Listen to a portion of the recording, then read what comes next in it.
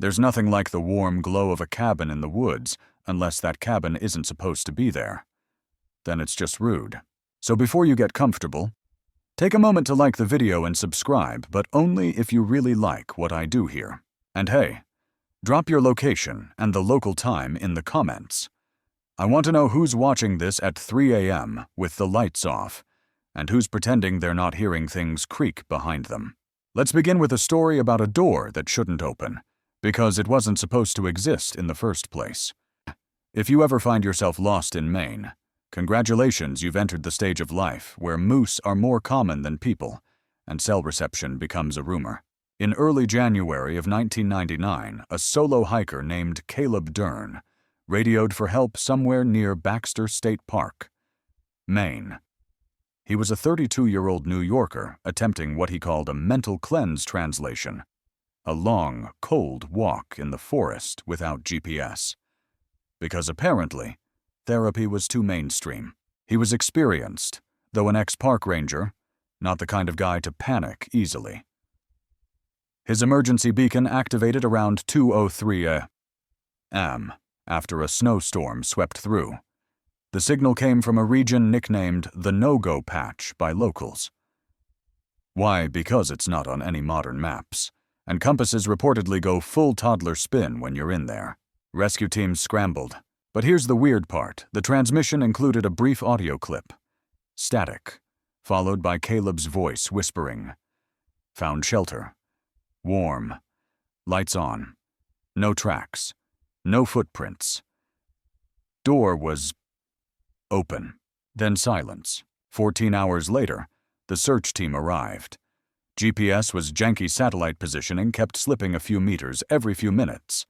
They found no footprints in the snow, no cabin, no lights, just pine trees, ankle-deep powder, and a bizarre detail: one pine had been shaved bare in a perfect vertical stripe, as if something hot had burned down its center.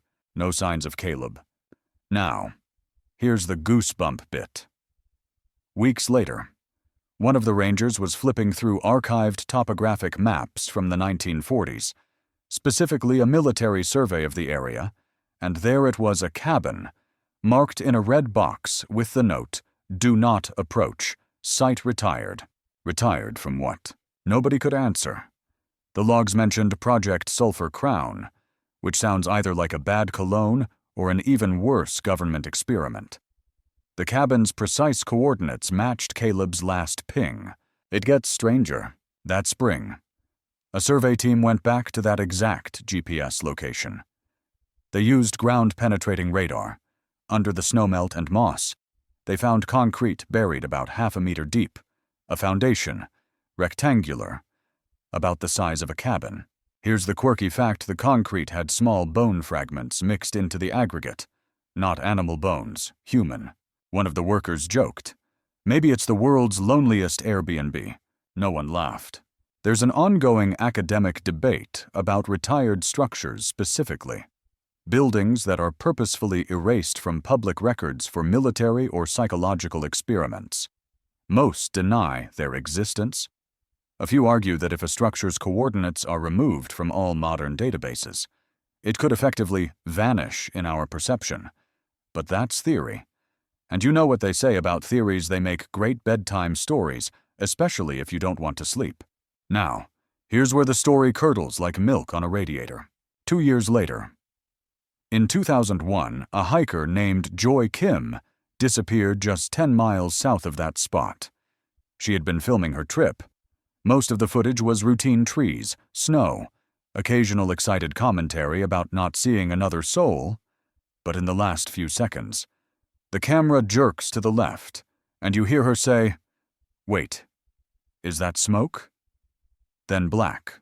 The final frame is a single blurry shot, a dark wooden door frame with a flicker of orange light just behind it. No Joy, no cabin. The search team noted a smell in the area: wood smoke, cinnamon, and sulfur. Yep, like matches and bad omens. Funny aside, a local hardware store claims a man came in months earlier asking for anti-scrying salt. When told that's not a real thing, he asked if bug repellent would work against spirits with wet footprints. Manager said he looked like he hadn't slept in a month. He paid in Canadian quarters and left before anyone could get his name. One scientific fact buried in all this snow can preserve heat signatures on surfaces for hours. When a drone eventually scanned the area 5 hours post-search, it picked up a faint rectangular patch of warmth around 17 degrees Celsius, amid snow, measuring 5 degrees Celsius. The shape matched a standard wood stove footprint. Even after all these years, the forest keeps quiet. Today, there's a caution sign on a bent metal pole somewhere near that zone. It's been vandalized dozens of times, but 3 words remain readable beneath the rust: "Stay outside the door." No one has found the door again. Or maybe it's only visible to the ones who need it. Just imagine being cold, lost, desperate, and seeing a warm glow where none should be. Would you knock, or would you walk right in? Fun fact to calm you down before we move on. Baby puffins are called pufflings. You're welcome. In Alaska, everything either wants to eat you, freeze you, or trap you in some unspeakable bureaucratic wilderness of fish permits. But one thing Alaska rarely does is hide things. There's just too much space, and too few people, which is why the thing in the freezer was so alarming. October 1972, Cold Bay, Alaska. A decommissioned Cold War radar installation was being dismantled after sitting dormant for over a decade. The base had been mothballed, locked, ignored, and snowed in, its skeleton preserved in permafrost like some forgotten metal mammoth. A demolition crew, mostly locals and ex-military, arrived to tear out wiring, strip insulation, and shut down the last auxiliary power lines. On the 3rd day, someone unlocked the old mess hall. The interior was decayed, sure, but it was warm. A gas generator had somehow kept the industrial freezer humming steadily. Inside, several slabs of ice-covered meat wrapped in decades-old butcher paper. Standard Cold War fare military cuts, anonymous labels. But at the very back, buried under frost and humming white noise, was a human-sized shape. Naturally, someone said, "Bet it's just a deer." It wasn't. It was a girl. Small, pale, wrapped in an old U.S. navy wool blanket. No blood, no trauma, no frostbite, just frozen. Eyes open, mouth parted like she'd fallen asleep mid-sentence. Here's your quirky detail: she was wearing a Beatles t-shirt, not military issue, not 1960s. This design bold red logo over a cartoon of Abbey Road wasn't produced until 1998. They thought it was a prank, but the freezer had never been opened, not once. There were logbooks, seals, dust undisturbed for years. An autopsy revealed no bruises, no injuries, just a slowed metabolism and a body temperature, unmeasurable. Every attempt to thaw the body failed. Her internal temperature never rose above 0 degrees C. Blood remained frozen in her veins, like a human popsicle with perfect skin and hair that still smelled like cheap shampoo. A government team arrived within 48 hours. Not FBI too stylish, not CDC too loud. These guys wore no insignia and spoke in acronyms nobody recognized. They took the body, the freezer, and even the floor tiles. No explanation. One crew member swore they saw a patch on a sleeve with the letters AFCCP, which could stand for anything. Or nothing at all. Here's the kicker: a photo. One worker snapped a Polaroid before they were told not to touch anything. It shows the girl, eyes half-lidded, skin like marble. And this is what creeps people out: what appears to be condensation forming near her mouth, as if she had just exhaled. There's a lively academic debate about cryogenic stasis, whether humans could ever truly be frozen and revived. The consensus: not yet. The cells rupture, the organs turn to slush. But this girl didn't rupture. She didn't decay, and she didn't look frozen. She looked paused, and then there's the tape, buried in the old base's communications room.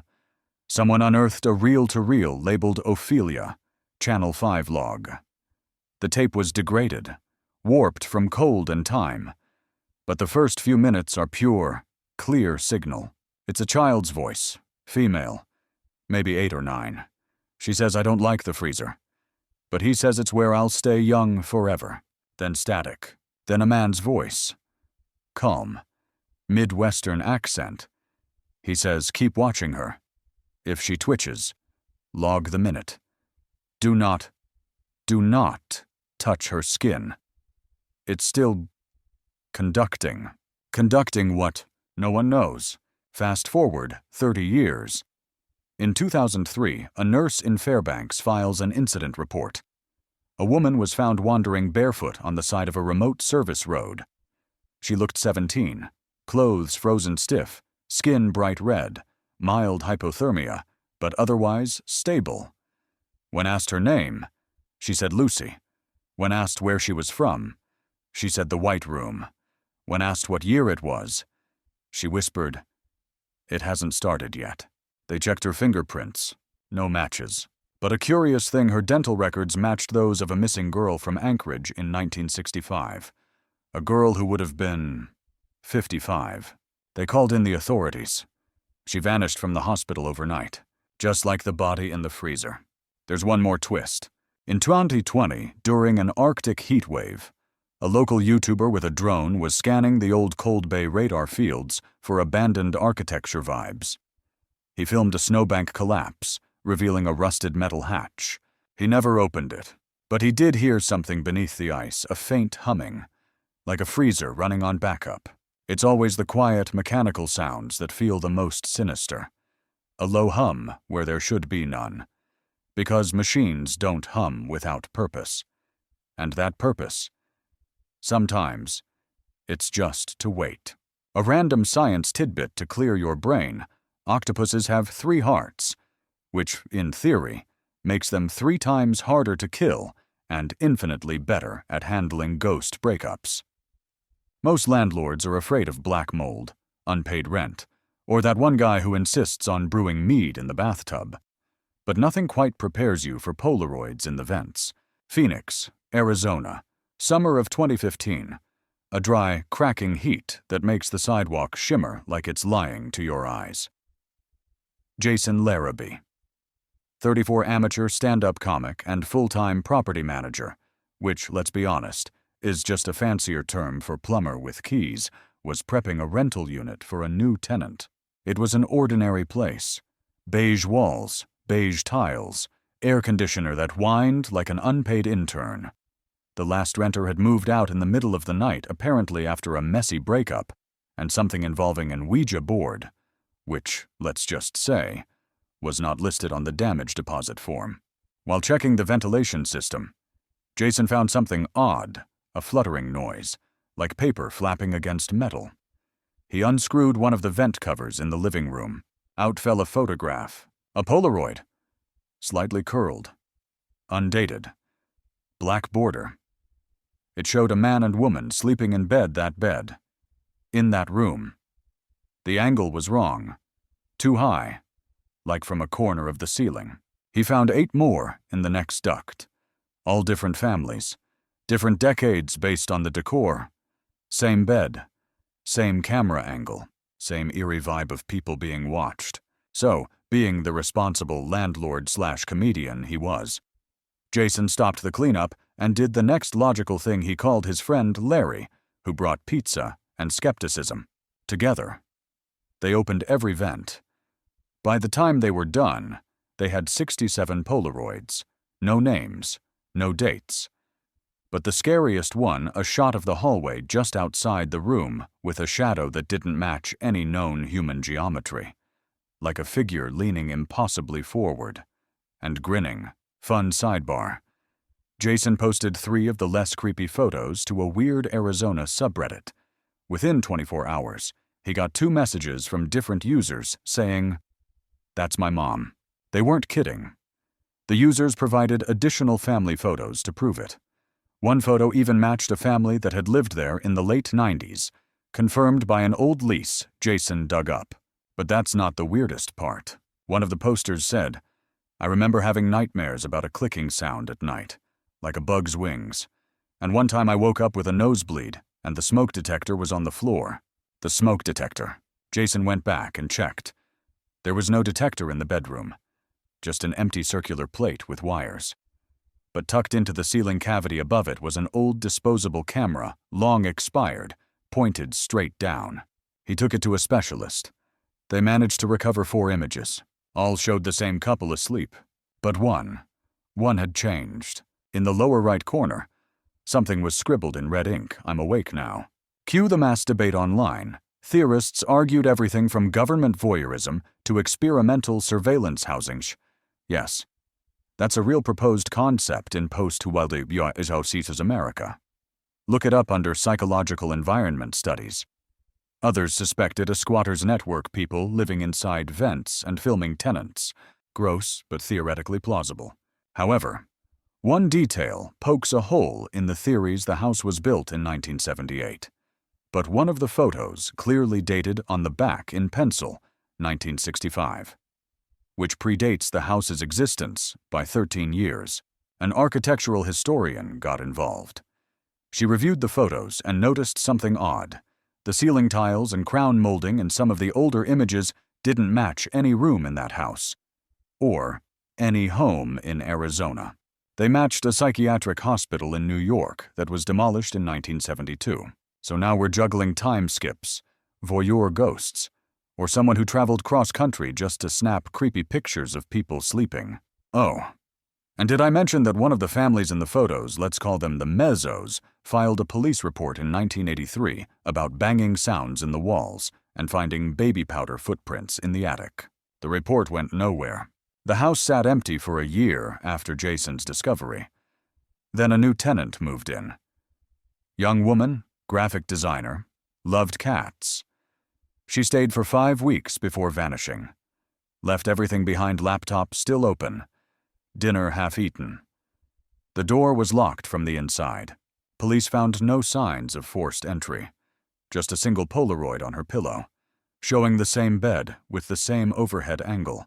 But this time, it was empty.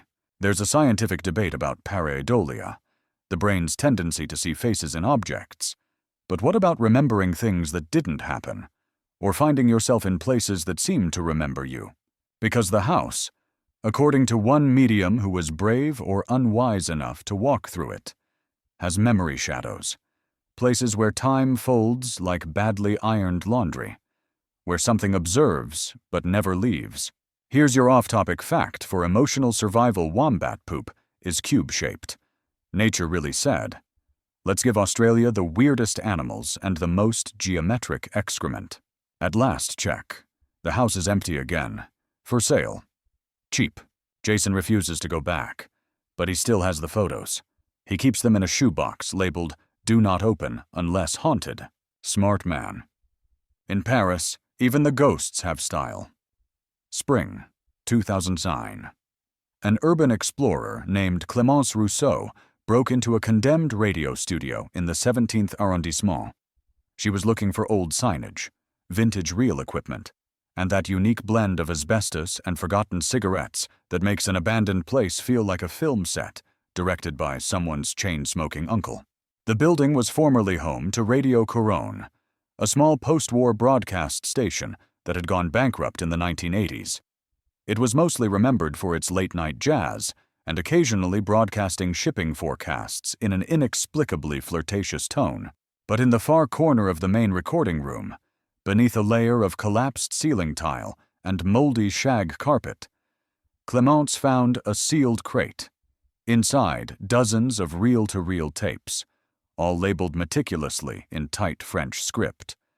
One stood out. Paris, not for broadcast, 11/14, 1961. Of course she took it home. Of course she played it. It's 2009, podcasts are just catching on. And what's the worst that could happen? The reel begins with silence, then faint static, then whispering, not unusual for degraded tape. But the whispers are reversed French. When flipped, the first clear sentence is, "Le fleuve rouge s'élèvera au nord ce soir." The Red River will rise in the north tonight. On now. Here's where the hairs start migrating from the back of your neck into full mid-scalp revolt. The phrase eerily matches reports from the 1961 Seine River Massacre, where French police violently suppressed a peaceful Algerian protest. That night, dozens, perhaps hundreds of Algerians were beaten and thrown into the Seine. The Red River, indeed. But this tape predates the protest by hours. The next phrase, vol d'argent, de sang et de ciel, trois chutes, trois jours, flights of silver, blood, and sky, 3 falls, 3 days. Researchers later linked this cryptic line to the 1961 KLM crash over Paris 3 days later, a mid-air collision that killed all 134 passengers. The flight number, KL-136. Its wreckage landed in 3 major parts. But here's the part that should not exist. Roughly 12 minutes into the tape, a woman's voice begins listing what seem to be coordinates, but none of them exist in France. They're deep sea, unmapped, cold, then a long tone.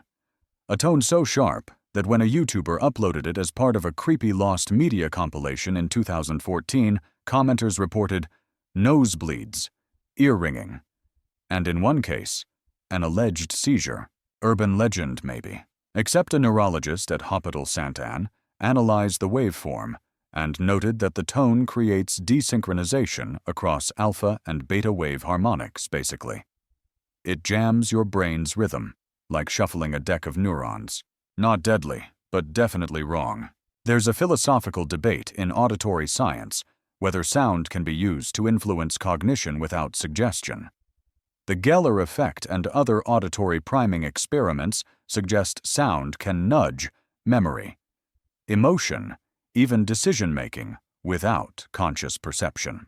Which makes you wonder, what was this tape for? Clémence, our original explorer, didn't stop at one. She listened to the other tapes.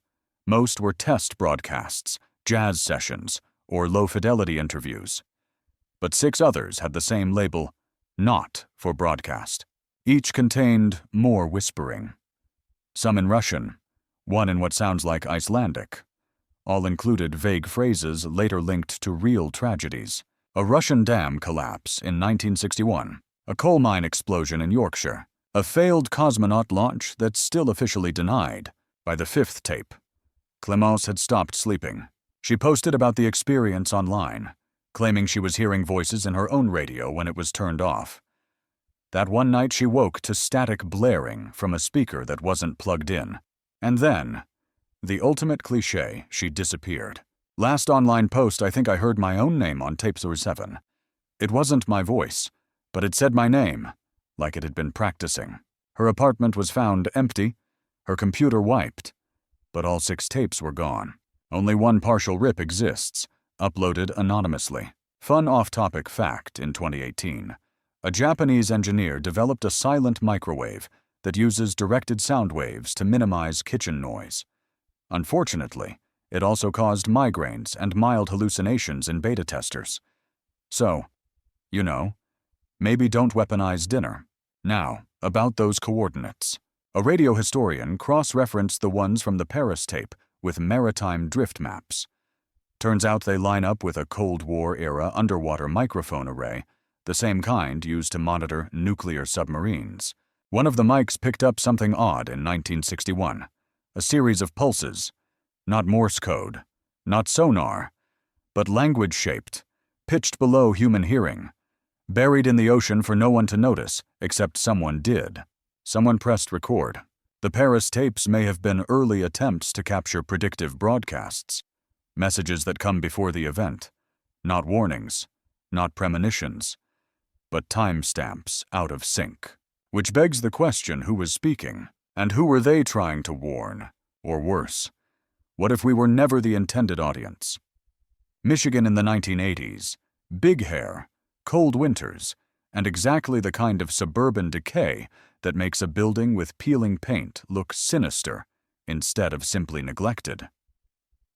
And at the edge of a town, with more liquor stores than stop signs, stood Mr. Minton's House for Children. A name that sounds like a cheerful cartoon, and smells like something that was definitely not state-approved. It wasn't an orphanage, exactly. More like a halfway home for boys between foster placements. Kids who didn't fit anywhere else. The facility was privately operated, funded by a vague nonprofit, and staffed by well-meaning but overworked caretakers. It had 12 beds, 1 television, and exactly one rule that every child learned within 24 hours. Do not look at Mr. Minton's room after dark. Now, here's the strange part. Mr. Minton wasn't on staff. He wasn't listed in payroll or on any roster. But the boys all talked about him like he was just another adult in the house.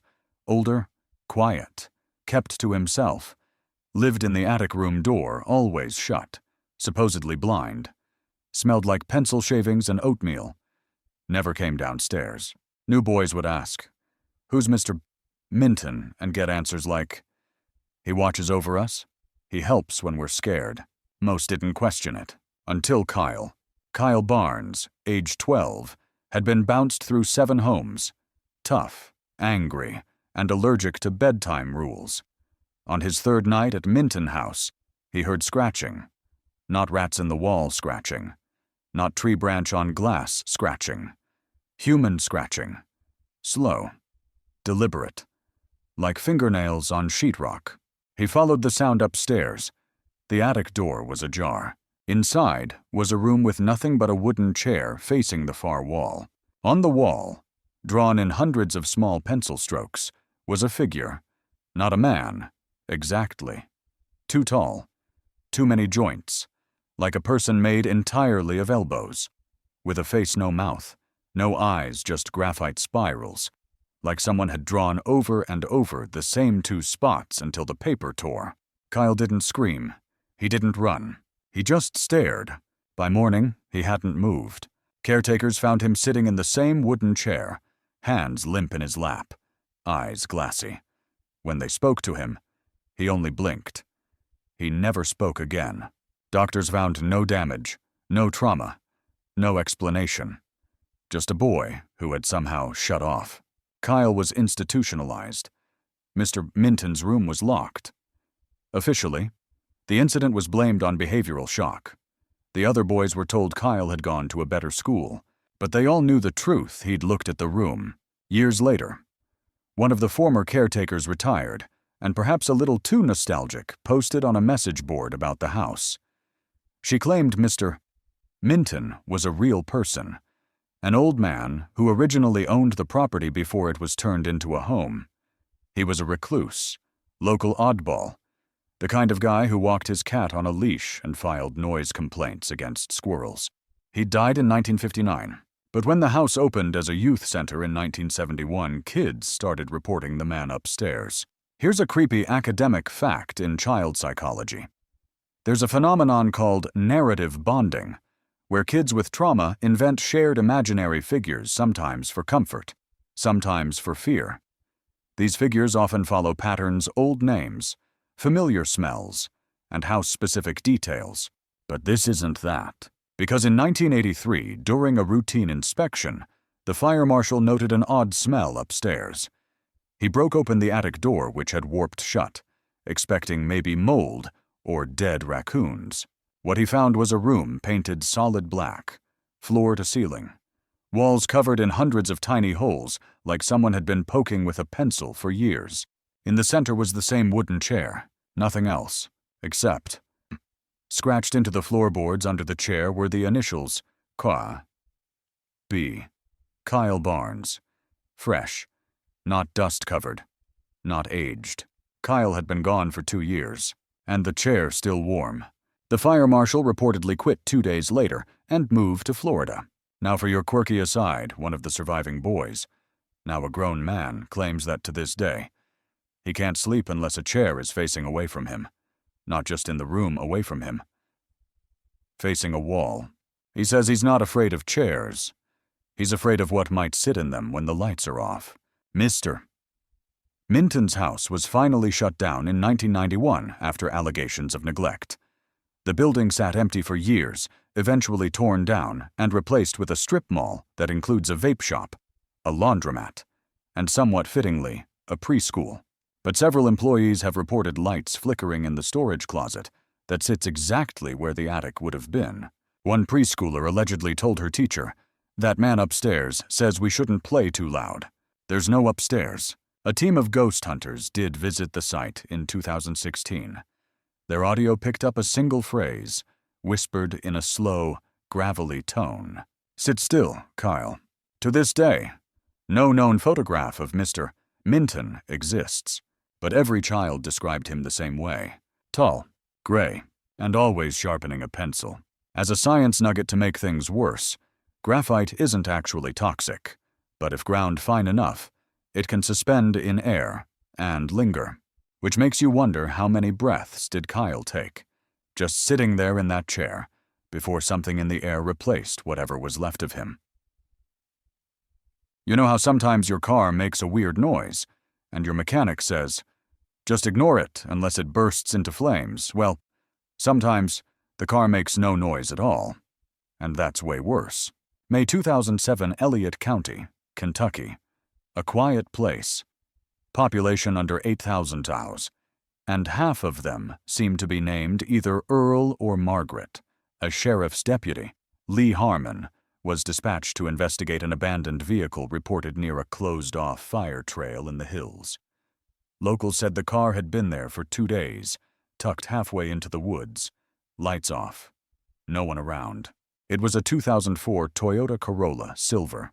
Dusty, doors locked, windows up, inside a blood-stained sleeping bag, a rusted camping stove, and no joke, a working telegram machine. Like the kind used in 1913, and before you ask, no cell phone, no GPS, not even a charger cable, just that old clunky telegraphy box and a typed message left sitting on top of it. The message read, "Do not exit vehicle. They do not recognize this time." Lee assumed it was part of some weird LARP or alternate reality game. But still, protocol said to tow the car in for evidence processing. So they did. The blood on the sleeping bag tested positive for human plasma type AB. No DNA match in any database. But the telegram machine? Oh, that thing worked. It had a small generator wired into the cigarette lighter. Fully operational. Sent messages. Received them too. A curious forensic technician typed a reply. "Who is this?" 2 hours later, the machine clacked and spit out, "Leland Harmon, please confirm survival." Leland Harmon was Lee's full name. Cue uncomfortable silence. The technician called Lee, who hadn't told anyone his middle name in years. Lee denied knowing anything, claimed it was probably a coincidence, but he took 3 days off and filed for a transfer shortly after. And that's just the start. The vehicle had no registration, no plates, and the VIN came back to a 1913 patent application for a steam-operated carriage never built. No record of the Toyota ever being sold. No matching engine ID. No prior owners. Just appeared. Here's your historical fact. The U.S. Postal Service discontinued telegrams in 2006. But this machine wasn't Western Union. It was an older British model restored. Clean, and humming like it was fresh off the line. Inside the glove box was a small velvet pouch. Inside the pouch was a coin, a 1913 Liberty Head nickel. Only 5 are known to exist. This one slightly scorched on the edge and warm to the touch. Local mechanics examined the car and confirmed it had a modern engine. All standard 2004 Toyota parts. Except the brakes had been retrofitted with brass plates stamped L. C. Rail, a defunct railroad company that hadn't existed since 1915. Meanwhile, reports started surfacing in the area of strange lights, glowing orange loops drifting over cornfields. They'd vanish if approached. One witness said it felt like the lights were sniffing for something. The sheriff's office locked the Corolla in a holding bay. The next morning, it was gone. Security cameras all blacked out between 2:03 and 2:11. Ma'am, no signs of a break-in, no tire tracks. Just a faint smell of burnt copper and the sound this part's important of distant train whistles. Which is odd. Because there hasn't been a working rail line near Elliott County since 1977. Now here's the kicker. 3 weeks later, a librarian in Maryland posted on an antiques forum asking for help identifying an odd piece of junk someone left in our book drop. It was a scratched-up metal plate, about the size of a license, with the words, Toyota Temporal, Pass. Okay. Entry 06.05/07. Return TBD. No one believed her, until someone zoomed in on the background of the photo she posted. There, barely visible on the side of the metal plate, was a mirror reflection of the librarian's desk, with a faint figure standing behind her.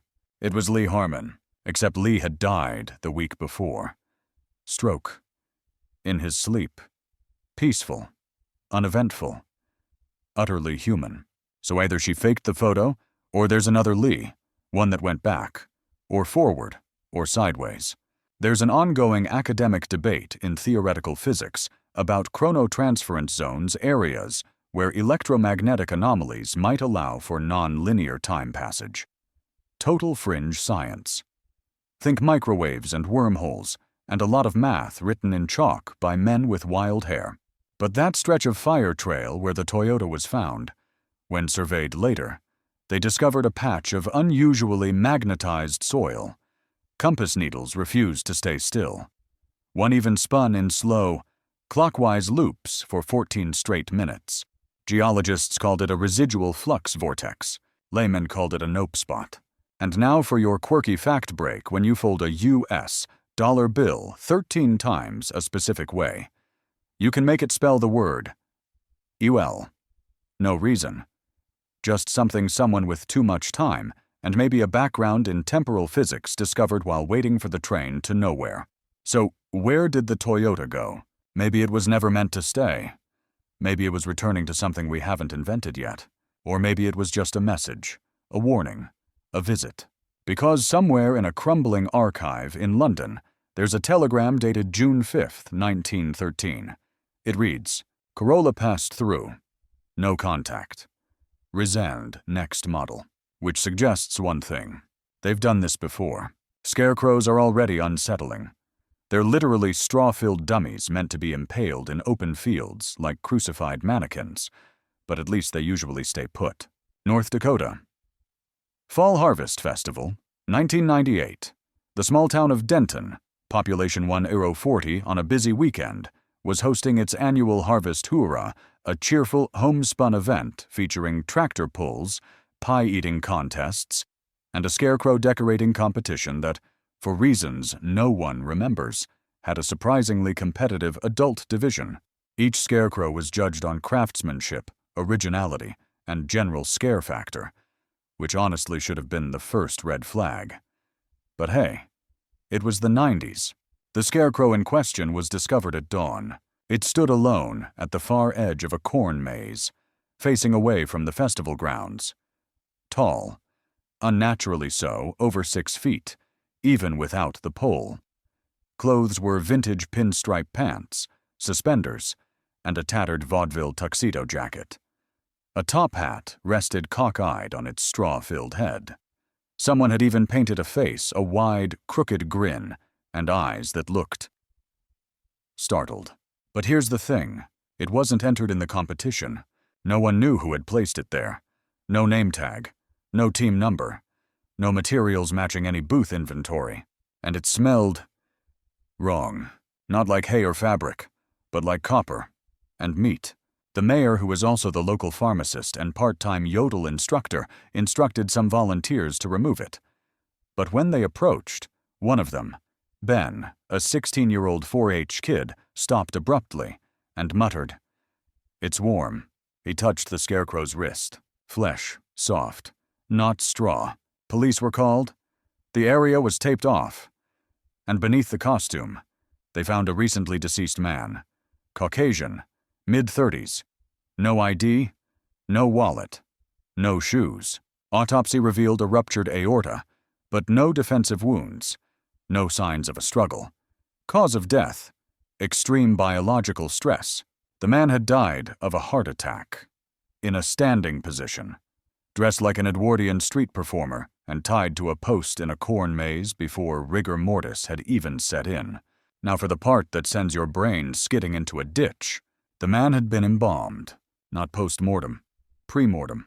His body contained traces of formaldehyde and phenol, suggesting that the preservation process had started while he was still alive. His blood had coagulated in ways typical of long-term display cadavers. And this wasn't just theory. An undertaker from Fargo was brought in and confirmed the stitching on the man's torso was not unlike what's used for upright funerary pose work, which is somehow a real thing. Want the weirdest part? His fingerprints matched a man who had been declared dead in 1928, named Bernard Benny Cleaver. Profession vaudeville magician, known for disappearing acts that, according to newspaper clippings, occasionally got too real. He had reportedly died on stage in New Orleans during a failed buried alive trick. Casket was sealed and buried, but now here he was, dressed for a curtain call, in a cornfield, in North Dakota. There's a niche academic debate in forensic anthropology about reanimated display syndrome, a debunked theory from the 1940s, suggesting that certain embalming processes might pause tissue degradation so completely that it mimics living thermals. Most scientists laugh it off, but one theory proposed in 1967 suggested that funerary chemicals could allow electrochemical ghost residue to manifest physically. Basically, embalmed ghosts.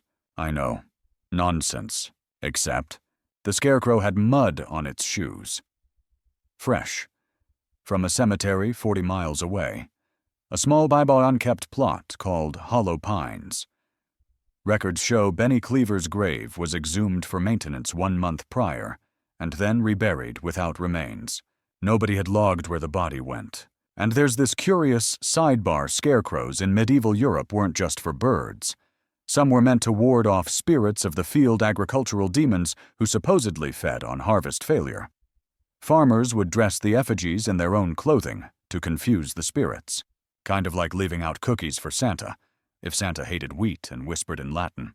Back in Denton, 2 elderly sisters reported seeing the scarecrow move during the night. Not walk, just tilt its head, like it was listening. Naturally, no one believed them, until photos surfaced. Multiple snapshots taken by festival-goers showed subtle variations in the scarecrow's position over time. Tilted arm, changed hand, hat angle moving. In one shot, the hand was open. In the next, it was clenched. And then it was gone, disappeared before nightfall. Left nothing but the top hat. Fun, quirky detail, the top hat was lined with old newspaper clippings, dated 1927 articles about a magic show gone wrong, and a man who promised his final trick would be his last death. Whether Benny succeeded, no one knows. Some say the scarecrow appears again, never in the same place twice. Always alone, facing away, always in late October, and always dressed like a magician about to take a bow. For a palate cleanser, here's your science fact. Ravens can imitate human speech almost as well as parrots. One raven in captivity repeatedly said, "Nevermore," even though no one had taught it. The staff named it Edgar, obviously. So if you're ever in a cornfield after dark, and you spot a scarecrow that seems a little too well-tailored, don't get close. Don't call out. And whatever you do, don't clap. You might just trigger the final act. Crematoriums aren't exactly known for their acoustics. Between the industrial fans, hissing gas lines, and the thudding finality of what's happening inside, they tend to be more practical than poetic. But for Harold Geary, retired crematory operator in Ashland, Oregon, the machines didn't hum. They spoke. Harold had worked the ovens technically called retorts. But let's not get pretentious for nearly 40 years. Small-town crematory, family-owned, nothing fancy. His co-workers described him as steady, unflappable, and a guy who could talk to death without blinking. But Harold had one rule: he never ran the gas lines after midnight. His reasons weren't religious. He wasn't superstitious. He just said that the echo's different after 12. He tried explaining it once. He claimed that during late shifts, when the burners kicked on, there was always a brief moment, a 1-second lag before ignition. In that second, a low voice would emerge, not through the pipes, not from the burner, from the flame. At first, he thought it was the sound of compressed air or thermal expansion, but then the words started forming. Simple ones. Names. At 12:17 a.m., one night in 1993, just before lighting retort. 3. Harold swore he heard it whisper, Michael. The name of the man scheduled for cremation that morning, except the body in the retort was labeled Douglas Fine. Still, weird coincidence. Then came more. Lena, Thomas, Elena. Names that didn't match anyone on file. He started writing them down. Over 8 years. He documented 112 names. About 70% never matched any client records, but 14 of them random first names. No surnames showed up weeks or months later on new arrival logs. He heard the names before the bodies came in. Let that marinate. One day, he made the mistake of answering back. Just a quiet, "What do you want?" And it answered. Harold never repeated what it said. But he immediately transferred off night duty and started sleeping with a white noise machine cranked up to 100 decibels. A quirky aside, white noise doesn't block ghosts, just neighbors and emotional baggage. In 2007, Harold retired. He gave his notes to his nephew, Kevin, who took over operations. Kevin laughed it all off as old man boiler paranoia, until he ran the burners alone, past midnight. The audio recording Kevin took that night is unnerving. You hear the usual click of ignition, then a sudden whoosh as the flame ignites. Then, beneath the roar, Geary, clear as day. His name, not Harold. Kevin. Kevin stopped the machine, turned off everything, replayed the recording. The voice didn't match his uncle. Didn't match anyone he knew. He posted the clip online briefly. It circulated paranormal forums for a bit, until it vanished. The URL redirected to an obituary, his own, except he wasn't dead, just extremely offline for 6 months, moved to Montana, changed his number, no interviews. Creepy academic tidbit in thanatology, the study of death. There's a fringe theory called resonant residue, the idea that intense grief or trauma can leave vibrational imprints in materials like stone, metal, or bone dust. Crematories, with their high thermal and acoustic energy, might amplify those imprints like a tuning fork in hell. One sound engineer even claimed that flames under certain conditions produce infraspeech tones just below human hearing that can carry modulated patterns, like whispers baked into the roar. Of course, no reputable lab could replicate the phenomenon. But then came the notebook. Harold passed away in 2013. His effects included a battered leather journal with all 112 names and dates. Beside the last entry, scrawled in shaky ink, was a final name. Harold Geary. No date, no time. Just his name. The page before that, completely blank. Except for one penciled question in the center. Who hears the ashes? And here's the truly bonkers twist. 6 months after Harold's death, Kevin, who swore he'd never return to the building, received a letter with no return address. Inside was a single photograph of Retort 3. The oven door was open, and on the steel floor, arranged in ash, was a perfect outline of a human ear. Your quirky science fact human bones don't burn at normal cremation temperatures. The skeleton must be processed mechanically. The sound of this, called cremulator churning, is described as a soft, grinding whisper. Not great news if you think whispers can echo back. The crematorium is now closed, replaced with a yoga studio. But instructors report flickering lights and the faint smell of gas even though all lines were sealed. One student said she fell asleep in Savasana and dreamt a flame, whispered, "You're next." So next time you light a match in the dark, listen closely, just in case something's whispering back. Writers are a strange breed. They talk to people who don't exist, obsess over comma placement like it's an ancient blood rite, and willingly spend months in dark rooms to create stories they hope will haunt you later. So when a famous horror novelist checked into room 303 at Hotel Gustav, It felt like an artist returning to the well, except this particular well was already full of bones. Zurich, Switzerland, winter 2011. Hotel Gustav is a tall, elegant old beast of a place, with Baroque chandeliers, wine-colored carpets, and staff who move like polite ghosts. Room 303 has a view of the river and, unofficially, a reputation 5 deaths in 30 years. 1 heart attack, 1 suicide, 1 unexplained, and 2 where the guests simply disappeared. Luggage left, doors locked from the inside. Enter Marcus Greaves, author of The Ash Sings Back and a familiar beneath the floorboards. His work is the kind of slow-burn dread that makes your skin feel too tight. Think Shirley Jackson meets liminal spaces and a dash of what if houses had memories. Marcus didn't scare easily. He requested room 303 specifically. He checked in for a month. Told staff he was working on his magnum opus, 1 final novel before retiring. A story about a haunted hotel room. Meta. Right. 2 weeks later, he checked out without warning. Left his manuscript behind. Here's where it gets strange. The manuscript, handwritten, leather-bound, ornate, was nearly complete. 207 pages, titled The Red Corridor. But the last 6 pages had been ripped out, violently. Bits of paper still clung to the binding. And on the final full page, a single sentence, written twice. He is behind the door. He is behind the door. Beneath it, a thumbprint in dried blood. Security footage corrupted. Audio scrambled, but in 1 frame captured at 3:03 hour. On Marcus's final night, you can see him standing at the end of the hallway, barefoot, shirtless, facing the door to room 303. His expression, relieved. Then the feed cuts.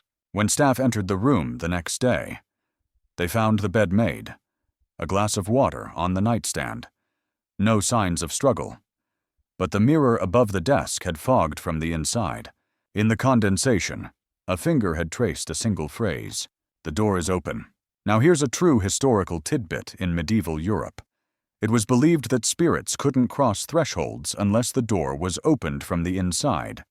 Many homes had spirit traps, hidden corridors, or false doors to confuse whatever might be trying to get in or out. The Gustav has no such defenses. What it does have, according to 1 cleaning staff member, is a smell in 303 that only shows up in winter, like warm copper or burnt sugar or the inside of someone else's mouth. Nice. The manuscript was studied. Linguists noted that the prose changed subtly across the pages. Early chapters complex, methodical. Final pages frantic, looping, full of mirror references and mentions of the thing that speaks only when the light is off. 1 academic flagged a repeating phrase, "Don't let the room finish your story." Another found that the last chapter ends mid-sentence, and then he saw his own hand reach. Then nothing. Weird detail, forensics found no signs of a paper tear. The 6 missing pages appear to have never been there at all, binding glue completely intact. No torn fibers. It's as if the manuscript was published incomplete. And the room, still booked. Guests report strange things. Phones ringing once at 3:03 a.m. every night. Cold spots around the writing desk. A shadow that doesn't move right in the corner mirror. 1 tourist claimed she woke up at midnight to the sound of typing on the desk that had no typewriter or keyboard. Just a blank notebook and a pen. She opened the notebook. Written in her own handwriting. "Keep going. He's not finished with you." Scientific curiosity.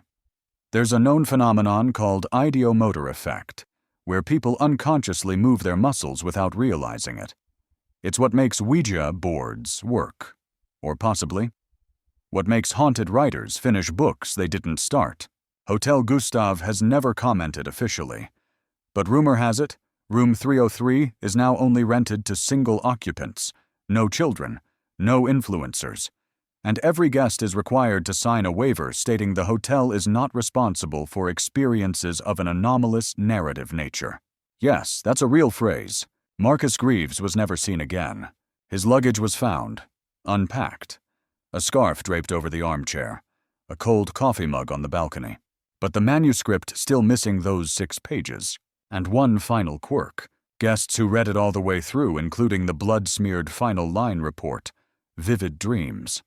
Always the same. A narrow hallway, an open door, and something inside the room. Smiling. So next time you book a room with character, maybe check the mirror. And count how many pages are left in the guest journal. It's always the ones that end in mid-sentence that leave something behind. Belgium, 1899. The kind of year where the world feels like it's still deciding between candlelight and electricity, corsets and combustion engines. In the quiet town of Dinant, nestled along the Meuse River, a pair of antique dealers were sorting through the estate of a retired postmaster when they found something odd. Not gold, not stamps, just a shoebox full of postcards, each one worn, ink-stained, and childishly written, sent from various towns across Belgium, mailed between 1897 and 1899.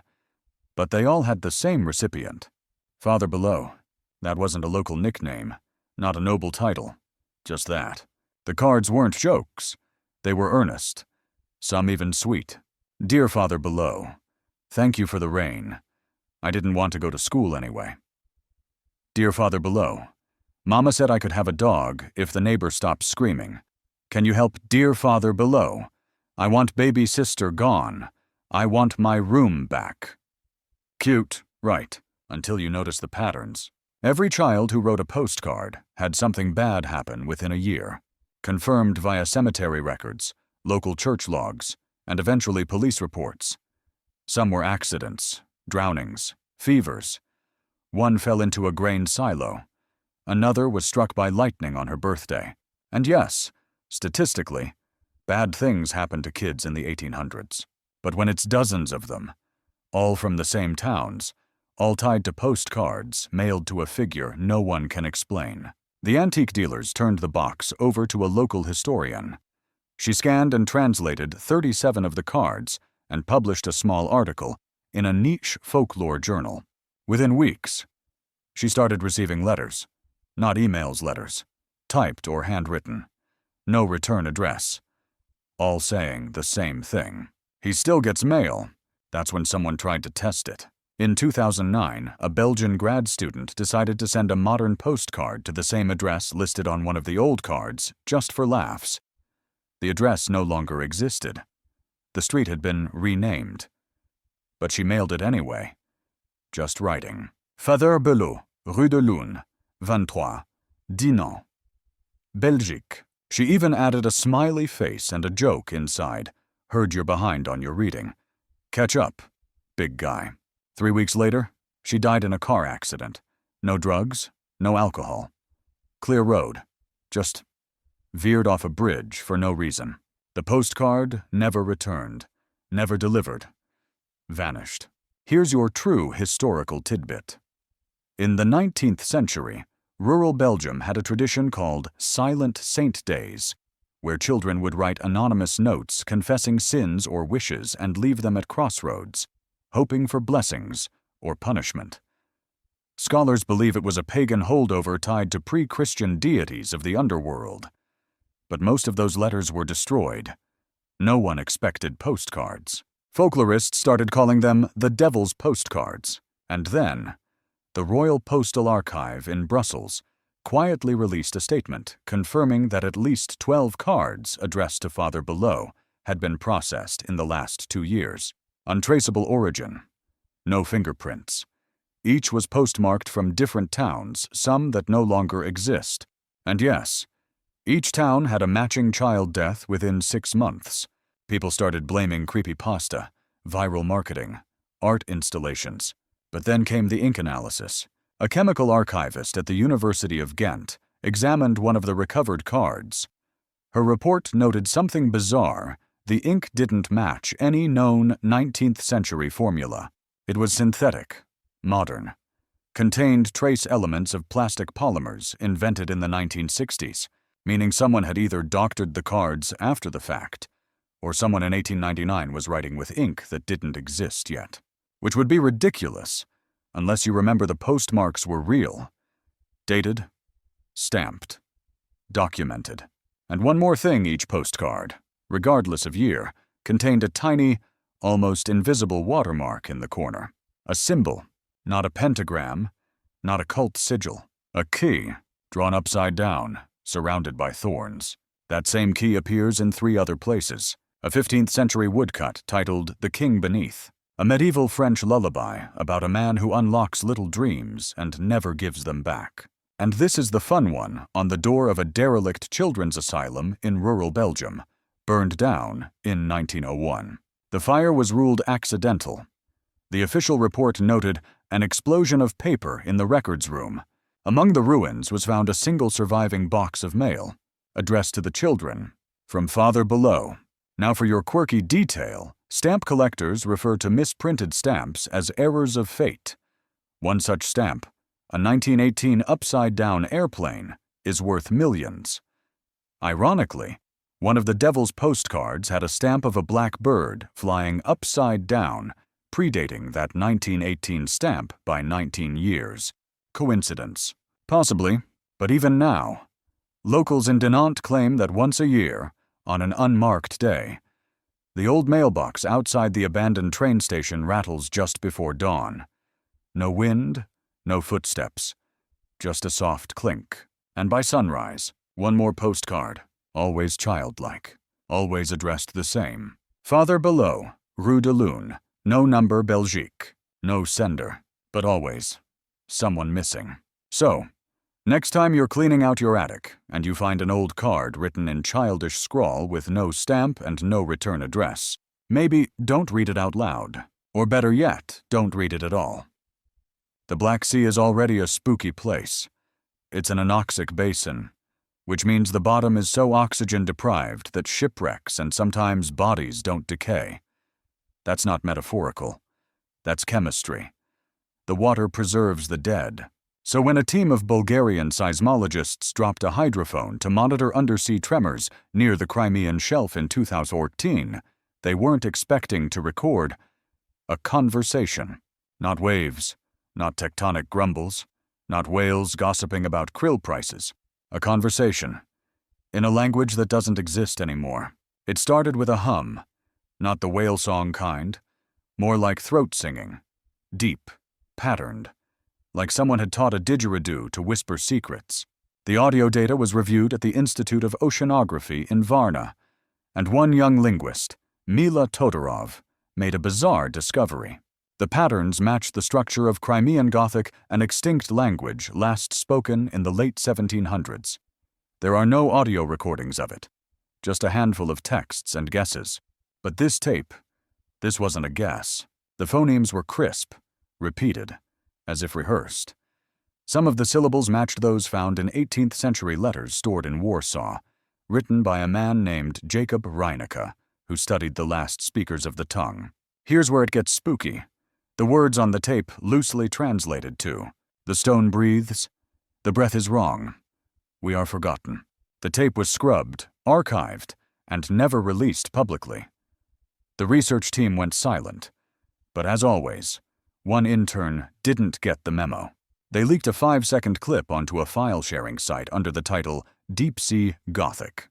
It's mostly static, but right in the middle, you can hear the whisper, "Ein Isolde," which, according to one philologist, means I am not gone. Here's your factual palate cleanser. Crimean Gothic was a Germanic language. It's what happens when ancient Gothic tribes settle and isolate. They evolved their tongue separately, kind of like how British English went one way, and American English decided to invent the word yeet. Anyway, after the leak, things got messy. The research ship, V. Tundra Belle, was reportedly vandalized, equipment stolen, cabling cut, a note left behind in charcoal on the hull. Do not ask what the stone says. That phrase pops up again in a 15th century sea chart, recovered from a Genoese wreck, showing a carved monolith deep in the Black Sea, marked Rochemort, or the breathing stone. Most historians thought it was sailor nonsense, Until 2015, when sonar scans picked up a rectangular structure beneath 2,000 feet of water. Not a rock, not coral, a vertical slab, flat-faced, roughly 9 meters tall, with symmetrical grooves, like a door, lying flat. Divers can't reach it. The pressure is too great.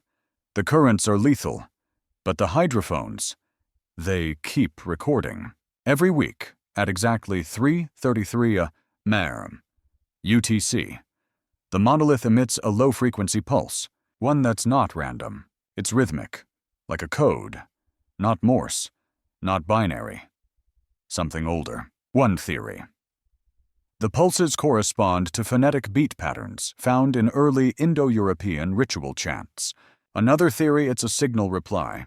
And this is where we tumble headfirst into what experts call soft academic madness. Because Mila Todorov, the linguist who first decoded the whispers, began to claim the pulses were altering her dreams. She described visions of underwater cities, black spires, and windows that weep blood. She said she could hear herself on the recordings, whispering back in a language she never studied. She died in 2016, drowned in her own bathtub, alone. No signs of struggle. The drain had been stuffed with kelp. She lived 300 miles inland. The whispers have only grown louder. By 2021, the recordings became more aggressive. One hydrophone caught this. "We were closed. You opened. We are not the first. We are not the last." Acoustic specialists theorized that the monolith wasn't broadcasting. It was receiving, and the whispering, echo. One geologist suggested it was simply seismic feedback.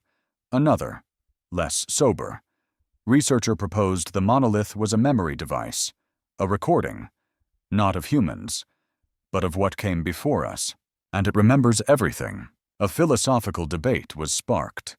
Can structures record intention? Could deep-sea monuments, shaped under ancient pressure, retain more than sound? Could they hold consciousness fragments?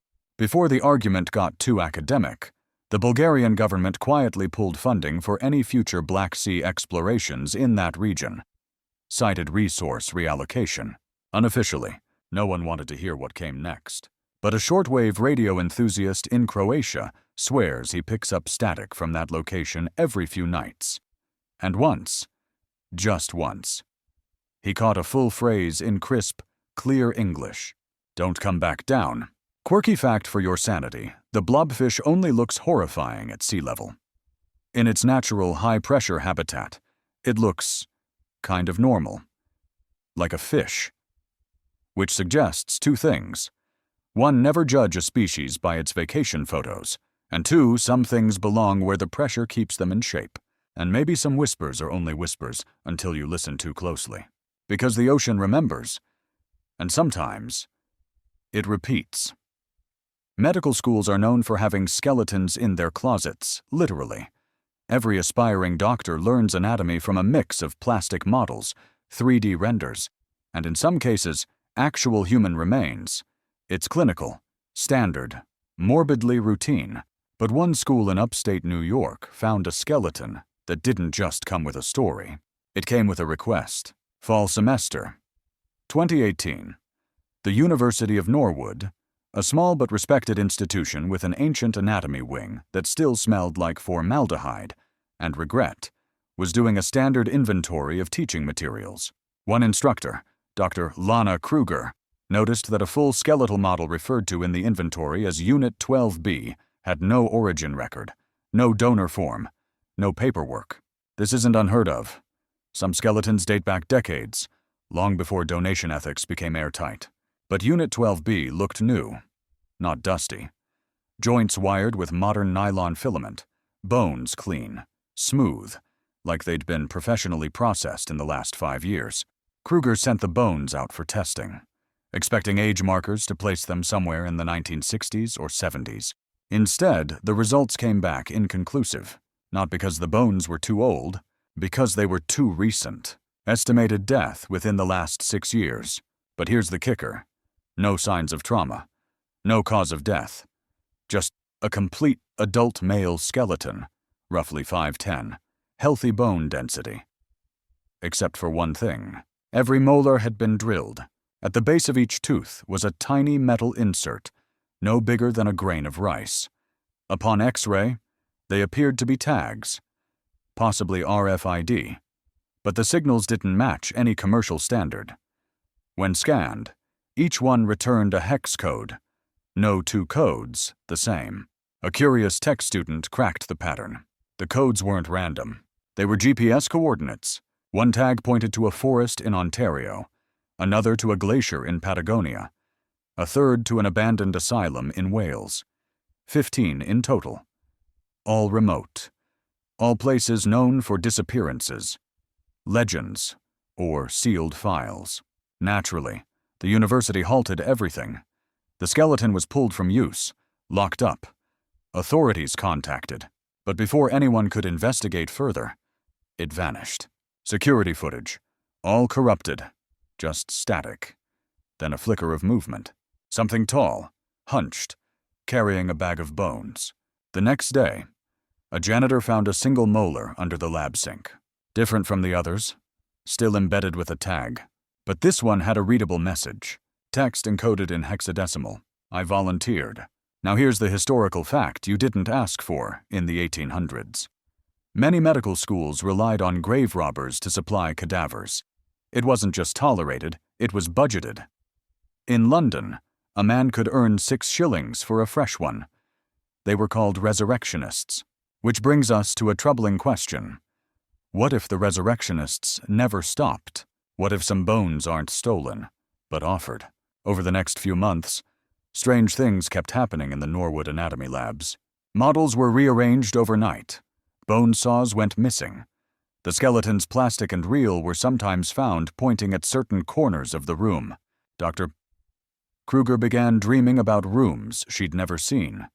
Long corridors lined with glass jars, a sound like typing made from teeth, and someone whispering, "Find the last molar." She took a leave of absence, but not before noticing one final eerie detail. On the top of the lab's filing cabinet was a long piece of tape, probably there for years, written in faded Sharpie. No bones without names, which isn't a policy. It's a warning, because you see, forensic science has a growing philosophical debate around post-consent preservation, the ethics of displaying remains that were donated, but possibly under coercion or misunderstanding, especially when no family is listed, no cause of death confirmed, no form ever signed. One expert suggested Unit 12B may have been part of an illegal trade network, black market cadavers, smuggled for educational use. Another theory, voluntary disassembly. A belief system perhaps cultic, perhaps scientific, where individuals donate their bones in life to preserve memory across space. The body becomes a map, a code, but only if someone puts it back together. Here's your quirky fact to keep your dinner down in Japan. Family members often use chopsticks to pass bones during cremation ceremonies. It's a delicate ritual, full of care. Now imagine doing that with 15 strangers, one piece from each, and being told that when it's assembled. The skeleton remembers everything. The last rumor, a visiting professor claimed he saw someone wheeling a tall, uncovered skeleton out of the Norwood basement after the shutdown. Said it looked too alert. Its skull was turned to face him, mouth wide open, like it was waiting to speak. There's something about campsites that messes with your brain. The firelight, the cold air, the distant crunching of probably just a squirrel. But at Camp Hollow Ridge, it wasn't the darkness that scared people. It was the light. Northern Idaho, nestled against a lake with no name and a patch of forest that was never officially marked on any map. Camp Hollow Ridge operated as a rustic getaway for kids aged 10 to 14. Old-school cabins with bunk beds, counselors with guitars, marshmallows that doubled as currency. The kind of place where the loudest thing after sundown is a raccoon fight near the dumpster.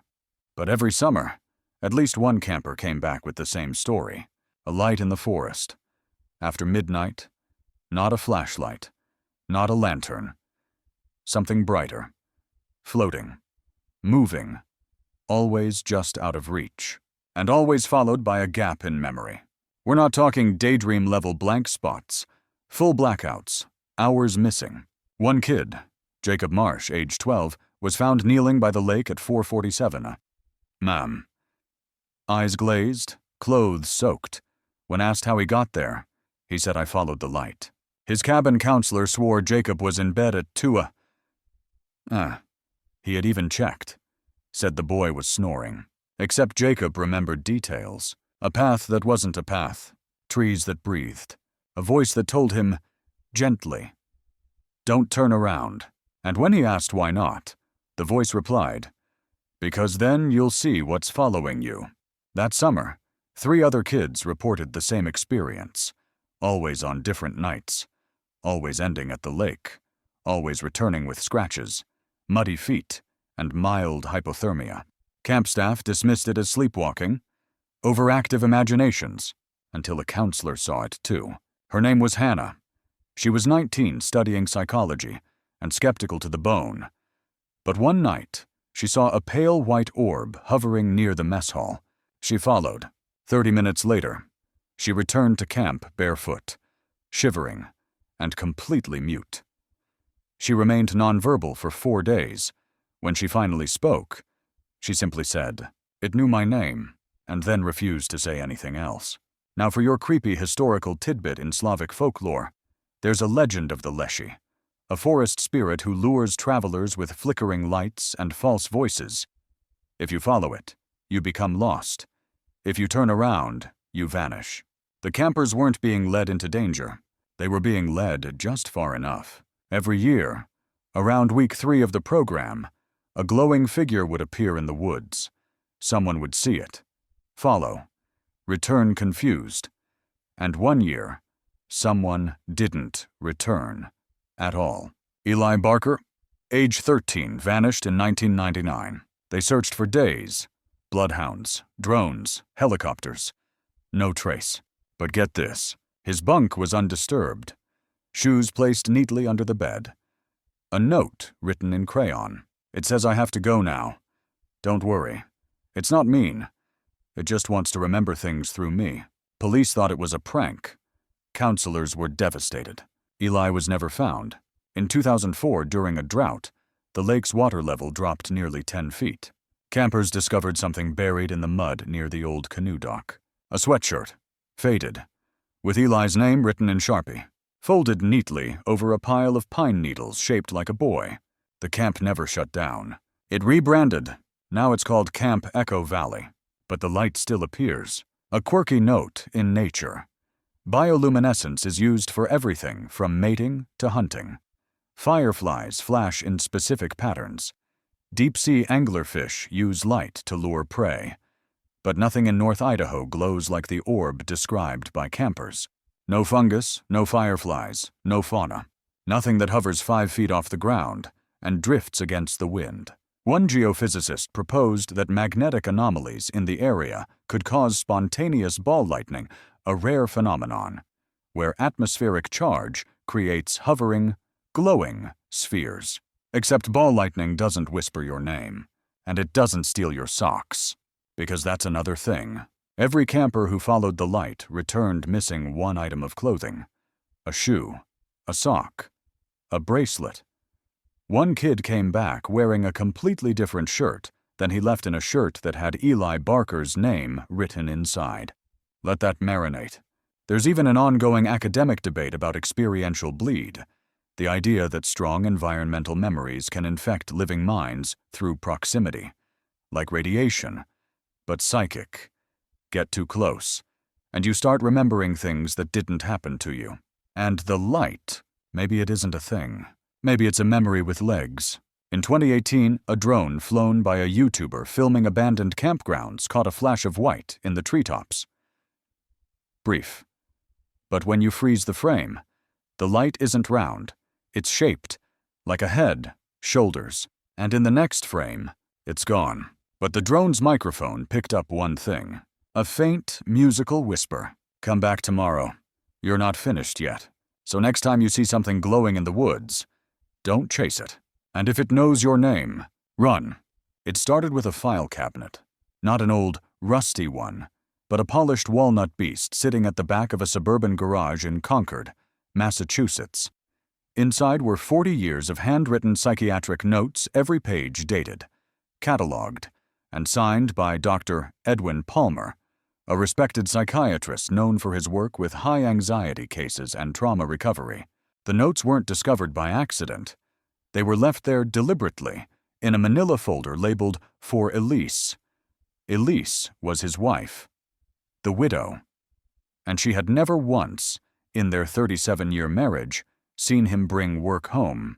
She didn't even know he used pen and paper. He always insisted on digital. But here it was, 4 decades of paper, lined, yellowed, carefully stacked. Some in cursive, others in blocky print. She began reading, and realized something was very wrong. Every session note detailed conversations with patients, except none of them had last names.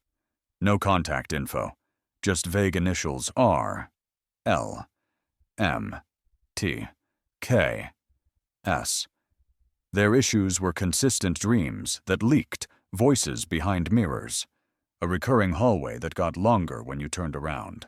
But here's where it gets impossible. All the handwriting, exactly the same. Not just similar, identical. From 1983 to 2021, same loops, same pressure.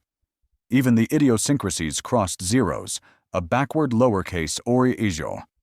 A forensic analyst would later confirm it all. 200 Bohrbarb's pages were written by the same hand. And not just that. The same mind. Because even when the patients were clearly different traumas, vocabularies, even languages, the writing sounded the same.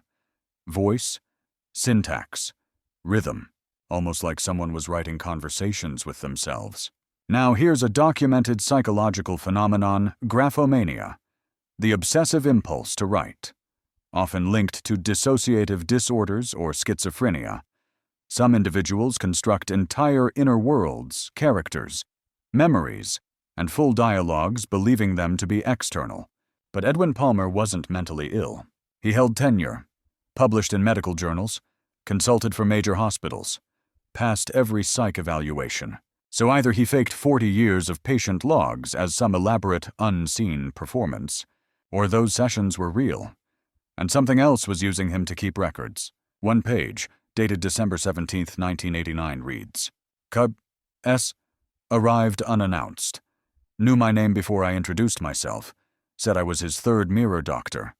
Told me to stop keeping notes. I asked why.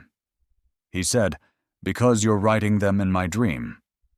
There's a field of philosophy that discusses solipsism, the idea that only your mind is real, and everything else is a projection.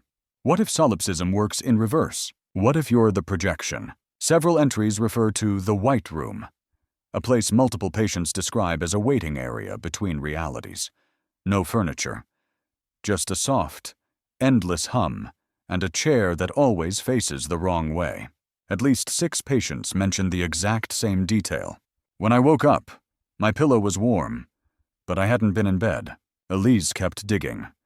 In the final folder, she found an envelope, inside a Polaroid, black and white, grainy. It showed Edwin, maybe mid-30s, seated at a desk. But here's the catch. The room behind him didn't exist. No windows, no door. Just endless white, and he wasn't alone. There was a shadow impossibly tall behind him, hand resting on his shoulder like a proud parent, or a very patient jailer. A note on the back, in Edwin's unmistakable handwriting. It's not schizophrenia if the voices wait their turn. Here's your off-topic curiosity. In some species of squid, neurons stretch throughout their entire body. Their brain isn't centralized, it's distributed, which means, technically, they think with their tentacles. Now imagine if a consciousness didn't live in your brain, but around it. A presence near you, thinking with you, or through you. After Edwin's funeral, Elise turned the notes over to a research group specializing in anomalous cognition. They scanned them, cataloged them, and made a horrifying discovery. Every 7th page contained a phrase, hidden in the margins, written so faintly it required UV light to see. Still awake? Still watching. Same on every 7th page. Over 40 years, no breaks. One researcher who asked not to be named claimed he fell asleep at his desk reading the logs and dreamed of a tall man whispering, "Keep writing. We need to finish the transcript." The next morning, he found his own handwriting in the margins of page 741. He swears he didn't write it, but there it was. Session continues. The patient believes he is alone. Quirky fact: to chew on people under hypnosis can sometimes generate entirely new voices, complete with accents, syntax shifts, and vocabulary they've never used before. Some even speak fluently in languages they never studied. The phenomenon is called xenoglossy. It's not officially explainable, just like Edwin Palmer. So were the sessions real? Was he channeling something? Or were the patients all projections of a consciousness not his own? One that simply used him, year after year, to record its slow emergence. The final notebook had only one entry, dated the day before his death. It's almost finished. One more voice. I think it's hers. The page ends with a name scrawled in capital letters. Elise. They started calling him the man who knew every ending. Not because he was psychic, or famous, or particularly charming. He was just correct. Leon Burrell, age 74, former film critic turned recluse, lived in a modest apartment above a closed-down movie theater in Sacramento, California. Retired since the early 2000s. No social media. Didn't even own a smartphone. But around 2017, his letters started arriving. Typed, mailed, stamped, sent to directors, writers, producers, film festivals. Each envelope contained a single page predicting the ending of an unreleased film with astonishing accuracy. At first, no one believed it. One studio had assumed it was a disgruntled former intern leaking scripts. Another thought it was an elaborate stunt. But when Leon's prediction for the ending of Night Feeders, a horror film with a locked-down NDA and 3 fake decoy scripts, turned out to be exactly right down to a prop detail in the final shot, people took notice. Not just plot twists, shot-for-shot details, dialogues that hadn't even been recorded yet. They traced the letters to his return address. Visited. Interviewed. Leon didn't deny it. He just shrugged and said, "I remember them." He claimed he wasn't guessing. He was recalling. Said the films felt familiar, like dreams he'd had already, or memories from someone else's afternoon. He didn't think it was strange. Sometimes, he said, I remember them before they're made. Sometimes after. It's all jumbled, like I'm flipping through a stack of DVDs I already watched. But I don't know where I got them. A studio offered him $100,000 to consult. He refused. It's not fun if you're watching on purpose, he said. That's when the notebook surfaced. 16 in total. Lined paper. All handwritten in identical, slanted block letters. Each one containing summaries of films, some real, some not yet released, and some that, to this day, still haven't been made. But here's the thing, many of them were impossible. Entries described actors that were already dead, scripts that had never existed, directors who were still in film school at the time. Yet the details were cohesive. Plot, cast, runtime, even reviews from fictional critics. One entry from 2010 described a sci-fi movie titled The Vanishing Sky, starring a 21-year-old actress named Talia Vex. Talia Vex didn't exist in 2010, but in 2022 she appeared in a short film by an indie company. A short film titled The Vanishing Sky. No one knew how Leon had known. He had no internet access, no connections, and when asked directly, he simply said, I think they leak in. This brings us to a very niche scientific concept, quantum observer interference. In theory, particles can exist in multiple states until observed. One fringe interpretation, consciousness affects reality. Or, in plain terms, stories remember themselves and might choose their own audience. Leon, he was listening to stories before they finished choosing themselves. A professor of cognitive psychology attempted to test him. Brought Leon an unreleased script, sealed, untitled. Leon flipped through the blank pages, blinked a few times, and said, The twist is that the killer is already dead. And the house isn't haunted.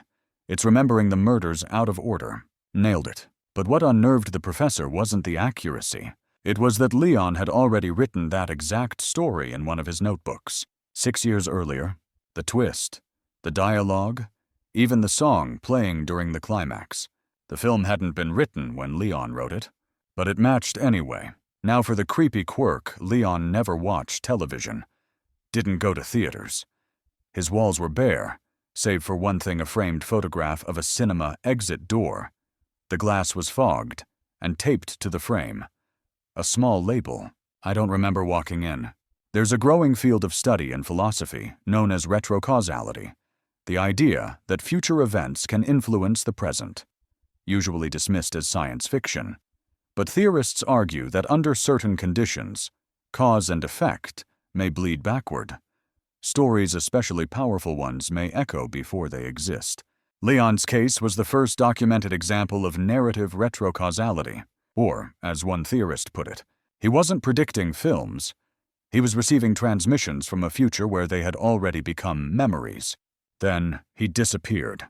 In 2023, neighbors noticed his mailbox hadn't been emptied in weeks. Police entered the apartment. Clean, empty. No furniture. Just a single playing VHS tape left in an old CRT monitor. The tape had no label.